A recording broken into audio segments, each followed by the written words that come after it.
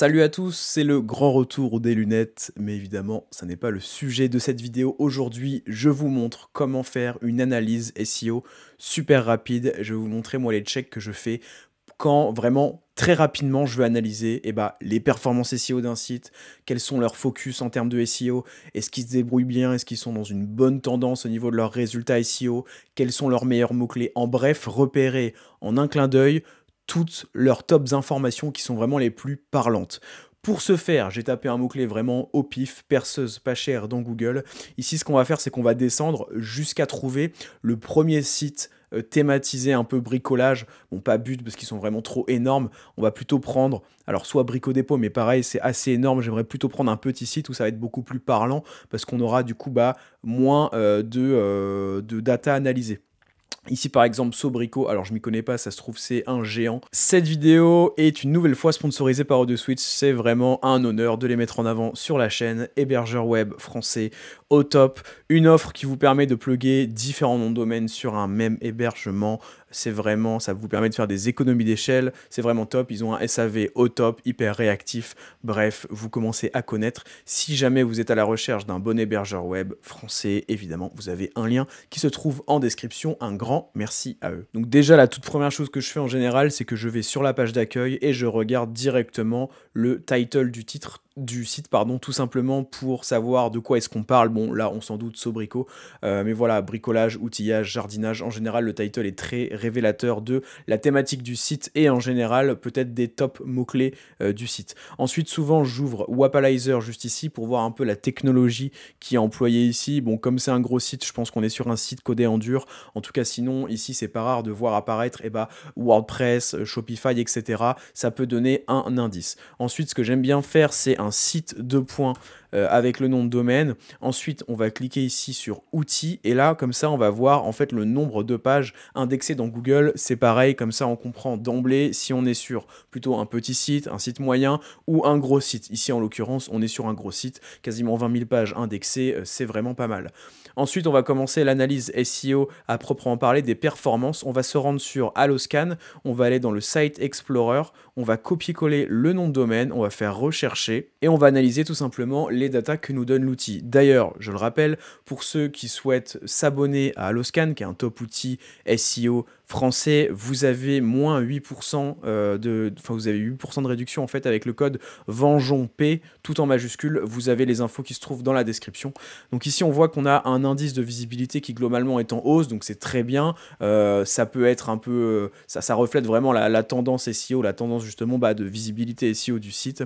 Ici, pareil, on voit qu'on a un nombre de positions top 100 qui augmente, qui stagne ici depuis février 2024 à peu près, plutôt mars d'ailleurs, mars 2024.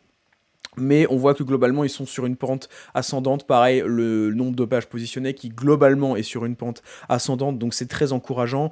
Ici, on a une part du mot-clé top 100 qui explose assez récemment. Pareil, en fait, on a ce plateau toujours mars 2024, mais un nombre de mots-clés dans le top 100 général qui explose. Le top 50, pareil, qui monte bien. Évidemment, top 10, top 3, ça monte, mais un petit peu moins, voire on perd un peu de top 3 en réalité au global. Au global, on perd du top 3, on gagne du top 10 par contre. On gagne du top 10 et on gagne top 50 et top 100, pardon. Donc voilà, super intéressant. On voit que globalement, la tendance est plus que positive. Ici, donc, on a un aperçu des meilleurs mots-clés. Donc ça, on va l'ouvrir parce que c'est super intéressant. Et on va regarder un petit peu quels sont justement les meilleurs mots-clés du site. On retrouve Sobrico qui vraiment du coup est recherché plusieurs fois. Donc ça c'est pareil, c'est un indicateur d'autorité. Le nom de la marque est recherché dans Google, a priori 22 000 fois, c'est vraiment énorme. Donc on n'est clairement pas sur un petit site, mais au moins on est sur un site spécialisé, ce qui rend l'analyse, je trouve, plus précise. Ensuite, on a Tronçonneuse Style, donc c'est une marque, pareil, qui est beaucoup recherchée. Débroussailleuse style, ok, super. On peut regarder d'ailleurs, c'est des pages marques qui se positionnent. Donc ici, normalement, si on clique dessus, on va pouvoir accéder directement à l'URL. Voilà, donc ici on est sur une page catégorie, page marque, qui a priori serait responsable en grande partie du trafic SEO capté par le site. En tout cas, c'est une des pages les plus performantes en SEO. Et donc voilà, on a vraiment tous les meilleurs mots-clés qui se trouvent ici. Si on veut être plus précis, on peut aussi se dire qu'on veut uniquement les mots-clés top 5, parce que là par exemple, on nous remonte des positions 10, etc. On peut se dire que voilà, le trafic estimé est peut-être pas si énorme que ça, quoique, je sais pas ce que vous en pensez. Là, on est 10e sur tronçonneuse, tronçonneuse étant recherchée a priori plus de 60 000 fois. 10e selon Alloscan, ça nous donne 500 de trafic mensuel. Je trouve ça très cohérent. On n'est pas sur des estimations d'autres outils qui peuvent parfois être abusés. Donc ici, on va regarder filtrer comme ça. J'avais oublié entre guillemets qu'on était sur Alloscan et que du coup cette métrique là était pertinente. On n'a pas besoin forcément de filtrer par comment dire, par top 5 uniquement parce que des fois voilà, on a des estimations sur d'autres outils qui sont un peu biaisés. Là pareil, vous voyez 20e, 300 de trafic sur le mot-clé Karcher qui du coup est recherché a priori 165 000 fois. Dites-moi ce que vous en pensez en commentaire, je trouve ça tout à fait cohérent. Au moins on a un filtre de moins à faire. Ensuite, ce qu'on peut faire, c'est se rendre sur Majestic pour tout simplement regarder un petit peu la situation netlinking du site, déjà d'un point de vue global, et ensuite de voir quelles sont les pages, leur top priorité en termes de pages et de netlinking justement, vers quelle page est-ce qui crée le plus de backlinks. Donc ici, 455 domaines référents au global sur le site. C'est pas non plus énorme, je veux dire, pour cette thématique-là, mais on voit que ça envoie clairement. On pourrait s'attarder sur toutes les autres features, etc. Si à la limite, celle qu'on peut regarder ici, dans une dynamique toujours de faire une analyse rapide, c'est ça. On va regarder la vision cumulative du nombre de domaines référents. On voit que ça augmente dans le temps, donc c'est vraiment bon signe. On voit qu'ils ont un nombre de pages positionnées qui augmente dans le temps, globalement, un nombre de mots-clés positionnés qui augmente dans le temps, légère baisse sur le top 3, ok, mais on gagne sur le top 10, etc. Plus des domaines référents qui font que de monter. Là, vraiment, on est sur un bon cas, un site qui fait les choses bien d'un point de vue SEO. Et donc maintenant, ce qu'on va faire, c'est qu'on va trouver notre petit onglet page. Donc dans Site Explorer, page juste ici.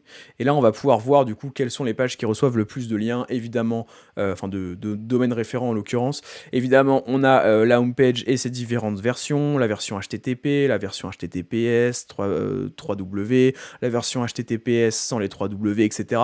On connaît, c'est normal, mais là, du coup, on arrive sur les premières pages profondes. Et donc là, ça reflète en général très bien la stratégie SEO qui est employée, et donc les focus qui sont faits. Et donc ce serait cette page là, la première page profonde. Ici on aurait aussi celle-ci, donc là on peut voir le title aussi de la page, c'est assez parlant, donc visseuse et perceuse visseuse. Donc une page catégorie, voilà, c'est ça. Ici, meuleuse 18VXR. Bon, honnêtement, je connais pas après. Moi, je connais vraiment pas du tout la thématique. Mais en tout cas, voilà, cette page-là, on peut vérifier même avec l'extension qui reçoit 5 domaines référents avec ces intitulés de liens là. Donc c'est la même encre de lien. Donc pour moi, c'est du netlinking ici qui est automatique. Je pense pas que ce soit voulu vraiment par le site. Et ici pareil, donc 5 et là on a un peu plus, je pense que ça pour le coup c'est calculé, c'est potentiellement acheté comme lien puisqu'on a des encres, cliquez ici, votre perceuse visseuse pour un domaine référent, cette page, perceuse visseuse, donc c'est déjà un peu plus parlant. Voilà, pour moi c'est ça vraiment les focus du site, vous voyez là, vraiment, ça fait combien de temps que je tourne? Ça fait 8 minutes, bon voilà, si je parlais pas je le ferais sûrement peut-être en 5 minutes, surtout que là j'ai checké des choses un peu larges, mais là, en un clin d'œil, on sait dans quelle tendance SEO, enfin on sait déjà si, de quoi parle le site, quelle est sa thématique, est-ce que c'est un gros site ou pas, dans quelle tendance SEO est-ce qu'il est, plutôt sur une pente ascendante, descendante, etc.